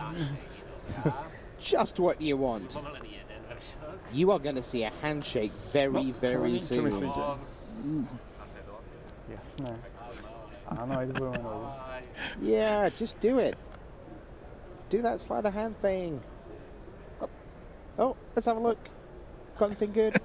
It's another fetch land in the Serum Vision. That's a poker face. Poker face right there from Even Flock. There's the handshake. Oh, and right there is the sportsmanship and the fun of the World Magic Cup, because they must be hurting so badly losing in the quarterfinal. Is that a, what card is that? Is that Path to Exile? Oh, that is a Path to Exile. It's a clever Path to Exile. Oh, goodness gracious me. In the end, it's where we began. Suchin Quo and Even Flock going at it in a next level blue mirror. And you know what? It turned out that actually having land was kind of important in that match. We saw that Quo didn't have the land in game 2. He had Blood Moon against him and only had a couple of land. And then in game 3, Flock, sitting at 3 land, had all the spells, but no way to cast them. Land, quite important in Magic. So welcome back. Here we are at the end of 4 quarterfinals in the World Magic Cup. We had Croatia, Puerto Rico. We had Poland, the Philippines, Scotland against Hungary, and Chinese Taipei against Slovak Republic. BDM, our quarterfinalists turning into semi-finalists. I don't believe there is anyone picking the World Magic Cup, their fantasy draft for teams, that arrives at Puerto Rico, Poland, Hungary, and Chinese Taipei as the 4. And if they do, I want to marry them. I think Chinese Taipei might have made it on to some picks. Again, some ballots, we've talked about, you know, past the 150 lifetime pro points mark for Suchin Quo. Yep. But Poland is a team with some up and coming players who have posted those kind of heartbreaking near miss finishes at the Pro Tour. Sure, and you can make cases for why Hungary are here. Of course you can. You can say that, you know, they've played in a bunch of team events before. It's some of their better players. They've been gradually improving as a nation. I was big on them last year at Worlds. Didn't work out for them there. So, yes, there are cases. But if you pick Puerto Rico, you are probably from Puerto Rico. I think that's probably fair. Yeah, because, I mean, really, you just have to have your hats off to them. Jorge Irimen, Gabriel Neves, Cesar Soto, and also Jonathan Paez, who's their 4th wheel. in this. You'll see the 4 of them on camera. Now, we're going to throw back to the news desk in a minute, but just to fill you in on what's coming, what we're going to do, we're going to have a little break, send you back to the news desk, just to tidy things up a little, get the players ready for semi-final 1. That semi-final will be Puerto Rico against Poland. So we're going to see Pedrakowski, Kopech, Bubac. We're going to see the Cinderellas, the Iramen, the Nieves, and the Soto. Then we'll have a little longer break where we'll set up semi-final 2. That'll be Hungary against Chinese Taipei. Have another little break. And then, should we stick around for the final? We'll hand out some hardware. But for now, the quarterfinals are done. Let's give you some reaction to the quarters. We're going to hand you back to the news desk and the marshalling of all our resources, Mr. Marshall Sutcliffe. Hey everybody, welcome back to the Tournament Center. My name is Marshall Sutcliffe. I am joined by Zach Hill and Sheldon Menery. Woo! We saw some magic. Yeah, so what we did is we went out on the field there and we were watching all the other matches, taking notes, and I got like emotionally invested inside of like 10 minutes. Yep. And so what we're going to do is we're going to bring up a graphic for you here that's going to show what happened here in the quarters, and then we're going to talk about what we saw and the kind of things that we see going on out there. So if we can bring the graphic up, we'll get a little look at what's going on. All right, so you can see the first bracket here. We have Croatia versus Puerto Rico. So Croatia's like a shoe-in, right? That's how that works. Little tiny Puerto. Whoa! What did I say? So Sheldon called it. What did I say? Sheldon called it, and Puerto Rico advances past Croatia in really a stunner. It really was. Watching the match, it was a really dynamic match, super exciting. Both teams erupted when they. I heard a big yell behind me, so we'll talk about some details about that in a second. Let's look at the next one. We have Poland versus Philippines. Now, this is the one I was watching, and Poland advances again. This was a huge, intense match, finished by a top-decked mortar pod. I mean, we're talking about it came down. Both teams were at 2, and it got finished off. Let's look at the next one. Chinese Taipei versus Slovak Republic. So this was our feature match on camera, right? So everybody probably just watched it. We didn't. Yeah. We were watching it, and we see Chinese Taipei advance past the Slovak Republic. That's really impressive. Slovak Republic is a powerhouse. Yep. Although Chinese Taipei is very, very strong as certainly well. not a slouch. Yeah. All right, and in our last match, we had Scotland versus Hungary. I kind of picked Scotland early and instantly was punished for it as a strong Hungarian team advances past an also strong Scottish team. So that's what it looked like for our semifinals. Now, what we're going to be doing is bringing you both of those in the feature match area. So there's going to be Puerto Rico, Poland is going to be first, and then we're going to be seeing Chinese Taipei versus Hungary. Deep breath. The exhausted Marshall. I mean, I got to say, watching this team stuff this close up, getting this into it and watching how much it means to these guys is incredible. Sheldon, I want to start with you. You were watching, which match were you? You were watching Puerto Rico? No, I was watching Scotland-Hungary. Scotland-Hungary. So can you give us some details on what happened there? It was, from the beginning, it was a very business-like Hungary and a very loose Scotland. Okay. And they were, they were kind of glib and they were having a good time. They were still having a good time. And, we talked about that attitude coming in. I noticed their technical play, Scotland's technical play, was very, very deliberate. They took their time doing what they were doing. They were laughing and talking and joking with the Hungarians. Thomas Glied was the more effusive of the Hungarians, but otherwise they were sort of straight to business. We're going to do this. And Scotland kept the technical play firm while they were having a good time. The first match that was done was Thomas Nagy's block constructed match. A couple of Jun decks that were 72 or 73 cards similar. Right. And as soon as he was done with this match, he became the general. He got out and started directing traffic for the other 2 matches. When the modern match finished and Andy Morrison took that down for Scotland, then we went down to the standard match and everybody huddled around, and it got to game 3, and you just had you had that whole team feel running on both sides. Oh man. Stephen Murray got behind early, and for a blue-white for a blue-white Delver deck in Standard, there's not a lot of big comebacks. Right. So he got behind to the Thomas Glade's Zombie Pod deck, which is a lot of fun to watch him play. He got a little behind. Attitude never changed. He was, he was still sporting. He was actually kind of taunting Thomas at the end. Thomas had a skin rendered. Steven had nothing. Oh, yeah. Okay. Except the 3 cards in his hand. And he was at 2. He said, come on and attack me. I've got 3 Restoration Angels in my hand. He passed. Thomas passed. Steven flashed in a Restoration Angel. Right. And now you see the doubt on the other side. Holy cow, does he actually have 3 Restoration Angels in his hand? Because if he does, I'm going to lose. Right. Unfortunately for Scotland, he didn't.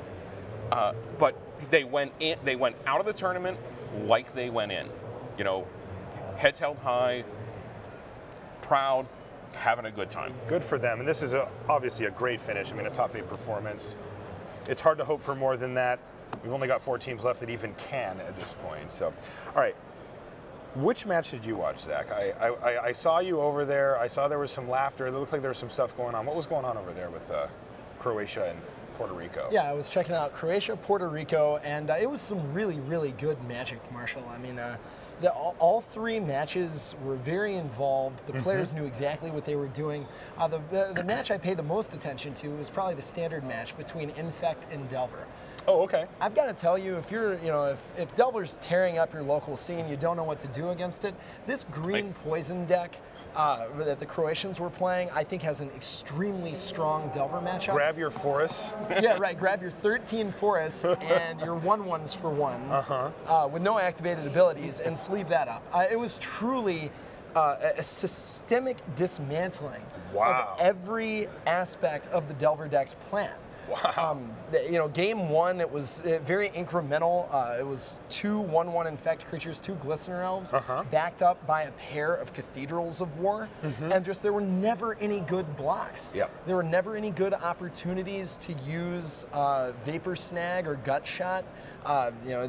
Those cards traditionally very good against Infect, but countered very easily by Apostle's Blessing, Mutagenic Growth, Mental Misstep, and some high quality play on the part of Croatia to make sure those openings the big never appear. punch of a Titanic Growth is always lurking. Like you always have to be in fear against that deck. It's not like you can just be like, yeah, I'll take it.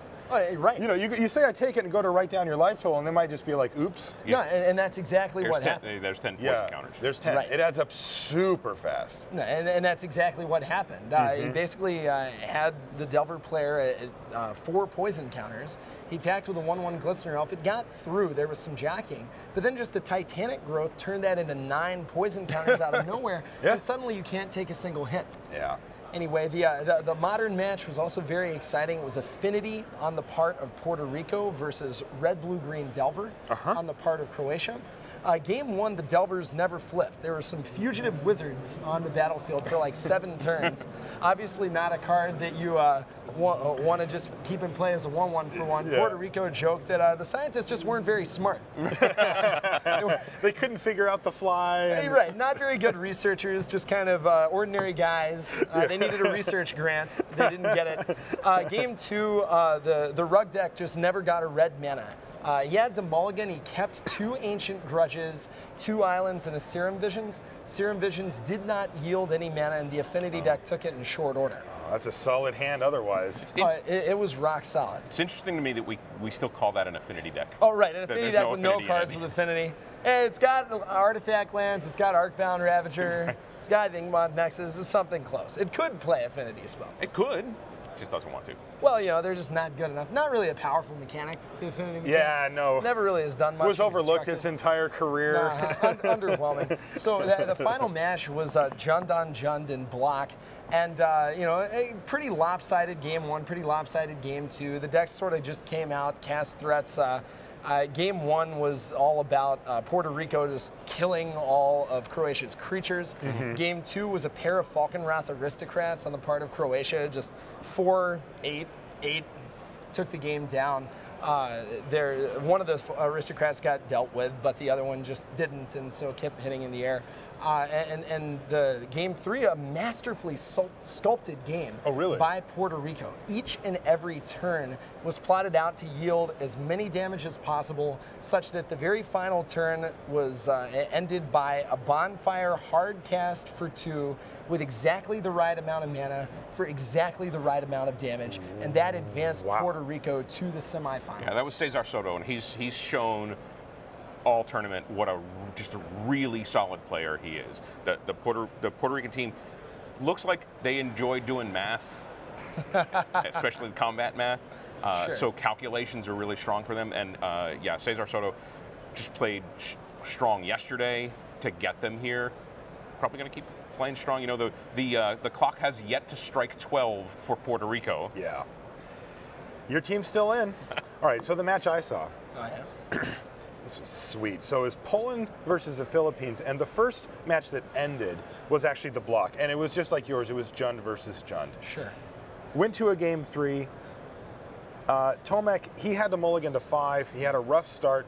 He started with an Avacyn's Pilgrim and a couple of lands. He couldn't hit another land after that.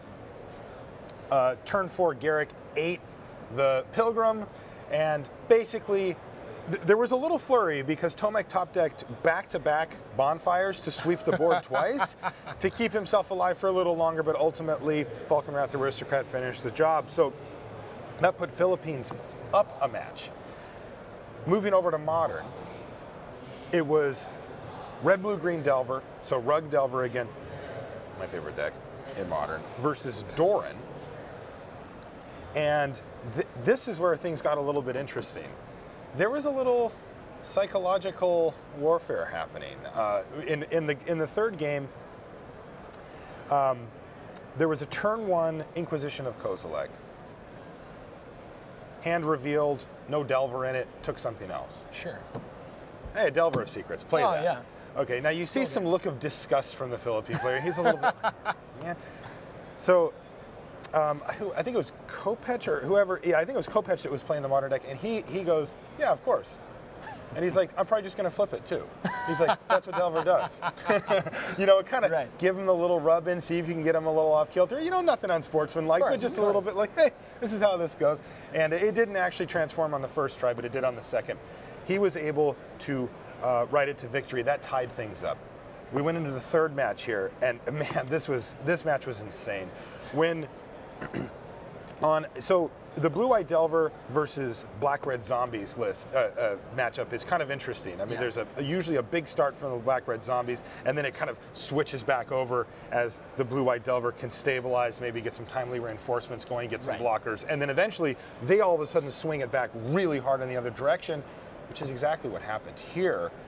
They got down all the way to 1 life before stabilizing, able to get their opponent down to 2, having something like 8 creatures on board, and a Mortar Pod came off the top to end it. That advances Poland to the next round. That could not have been closer. There was some real heartbreak there for the Philippines. I mean, they were super hopeful. They played really well. They were all huddled. I mean, we had a ton of people. For those of you that aren't on site, you know, you can come here. It's insane. Like the intensity, you can just cut it with a knife. Yeah, I mean, the teams, again, we've talked about this all weekend, where the teams are just packed in together in a very tight space. We've given them a lot of space to play with, so they're comfortable. They want to be next to each other. They want to be right there together making those decisions. I mean, I saw in the Scotland-Hungary match a mulligan decision. It was Stephen Murray drew his, and 4 heads were looking at looking down at the thing. And again, talking, well, what do you think? What do you think? I think, you know, this is, and they were talking about whether it was keepable or not. Meanwhile, on the other side, Hungary was looking at theirs to get, you know, all 4 of them together. He had a keepable hand. They were working out the lines of play. They were working out, okay, we're going to do this first, we're going to do this next, and then you're going to do that after that, unless this, that, or the other. Right. And they just, I mean, they got together, and the machine went in, and I think that's a really cool facet of Magic play, these guys playing together, because you know what happens locally. You know, when you guys are drafting together or something, all right, Zach, what are you doing over here? Yeah, of course. It's like, no, get in, get in. Well, and I really, I can't convey adequately the energy that exists at this tournament. I've been to probably 40 Pro Tours between playing and covering events and just showing up both in text and video. And this tournament... Well, is that a humble brag? I haven't qualified for all of them. Sometimes I just hang out. But out of all of those events, even the previous team formats, the energy and excitement of this event is really unparalleled. I mean, everyone's representing their country, representing their communities, really standing up for each other because everyone's in it together in a way that I've never experienced before. I mean, in the Puerto Rico-Croatia match, I mean, everyone's huddled around that last table. Every draw step, people are reacting, people are talking, people are strategizing, and it's just beautiful to watch. Yeah, it's fun. It's fun magic. It's what we've tuned in. We want compelling magic, and you know, guy versus guy, turning them sideways. I mean, that's also compelling magic. But when you I think you get this multiplicative effect when there's two guys. There's 4 times as much excitement. Of course. And and now you get 4 guys. It's just it's Is off that the a magic charts. card? Multiplicative? I don't think so. All right, we're going to take a look at a graphic here. We're going to get a look at the actual teams and some pictures of them too. We can get a feel for who. So we're going to see Poland versus Puerto Rico first, which is going to be our feature match coming up. So we can bring that graphic up for everybody at home. And I think these pictures really bring home some of the excitement that we have here. You can see Kopech on the left there with his big fist out front. It looks pretty good.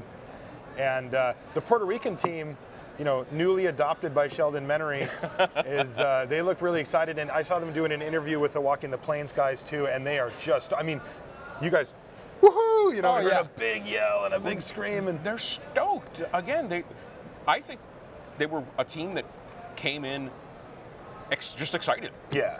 And they are not getting less excited as they advance to the semifinals. And it's so great to watch them play. I mean, again, with the match, I mean, so many times everyone's just dead silent, you know, trying to be as focused as possible. But I mean, those guys, they're cracking jokes in the middle of the round. Yep. Which is really impressive to me, by the way. I would be nervous. Oh, yeah. I mean, I know what you were saying about being prepared, but nerves factor in. It's not like you can be, I'm just going to come in, I'm going to be businesslike, I'm going to be comfortable, I'm going to, you know, it's more like, you know, my hand's shaking. What if I screw this up for my whole team and my country? Like, you know, these guys have a lot of people watching. All right, let's take a look at the next slide. We've got Chinese Taipei and Hungary coming up here. Now, if you look at the Chinese Taipei side, that's business. Oh, yeah. I mean, these guys are not messing around. You know, you said it, Zhu Qinghua, you see him there in the middle, and I don't know, he's kind of intimidating. I kind of want one of those flags as an accessory. On your face. Yeah, and get some face paint up. We might be able to work that out for coverage. Now, on the other side of the screen, we see Hungary there, and yeah, I think these guys are a force. Like, I feel like they might win. You know what I mean? Like, they haven't made huge splashes here this weekend, but this is the exact team that all of a sudden shows up in the finals, and you're like, wait a minute, are these guys going to win this thing?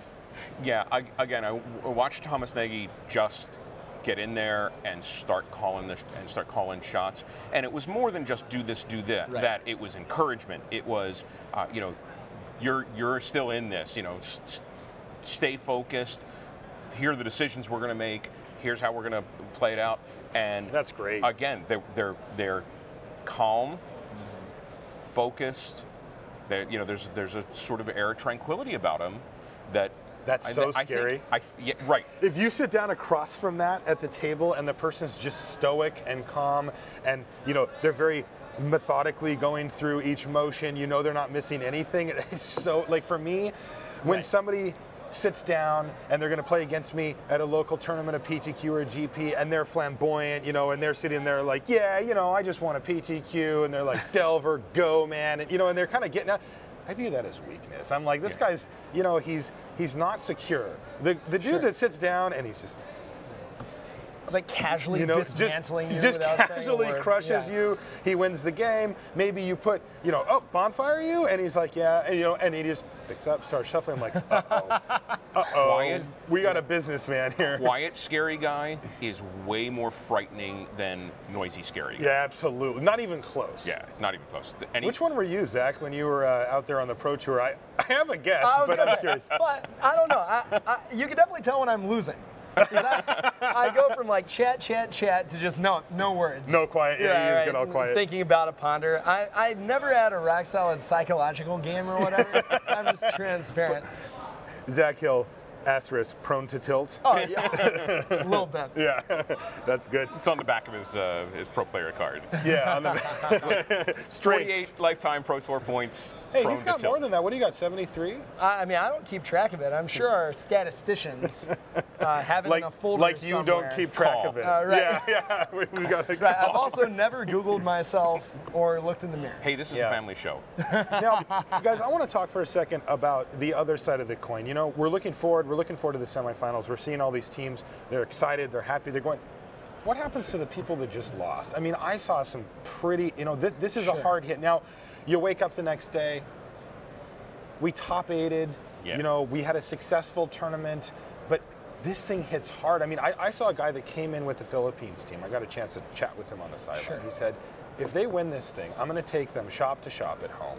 I'm going to make pictures because people are going to want autographs, and these guys are going to be stars. Yeah. And this thing just, it all goes away in one mortar pod off the top, Can you talk for a second about what it feels like? You've top aided a Pro Tour. You didn't win it. How did you feel when it was over? I still can't look at an Obelisk of Alara, the card that beat me when I had a counter-target creature spell in my hand. Is that what happened? You can tell I remember this moment vividly. I can. So that speaks volumes about how you feel about it, right? No, and it's completely true. I mean, the thing is, like, when you're on this stage, a top 8, obviously, is a huge finish. I mean, it's very good. It's very high profile. Yes. You can play Magic. It's obviously worth, prize money. Yep. But you want to win after a certain point. I mean, it's like getting second at a PTQ, and it's like finishing worse than last, and getting knocked out of the top 8 of an event when you're so close to the trophy, and particularly for this event where the top 4 teams qualify for the Pro Tour. Yeah. Knowing that you made it so close, knowing that you're good enough, but that you just didn't quite get there can be devastating. I mean, it's a moment that you certainly won't forget for the rest of your life. Yeah. But it also is a moment that can reignite that fire to get back there and win. Exactly. All right. Well, it looks like we're about ready to go back down to the booth, and we're going to be seeing Poland versus Puerto Rico, and I know that you'll be watching closely, Sheldon, and I think everybody will. This is not to use it up too much, but David versus Goliath. Poland's solid, and Puerto Rico's here like, hey, let's win some Magic. So it looks like they played really great, and they're going to look to keep doing that. So what we're going to do is we're going to send it back down to the booth to BDM and Rich, and I think we're going to go. No, since we're going to do this, we can just watch them. All right, so let's send it back down, and so we're going to be seeing Poland versus Puerto Rico. BDM Rich, take it away.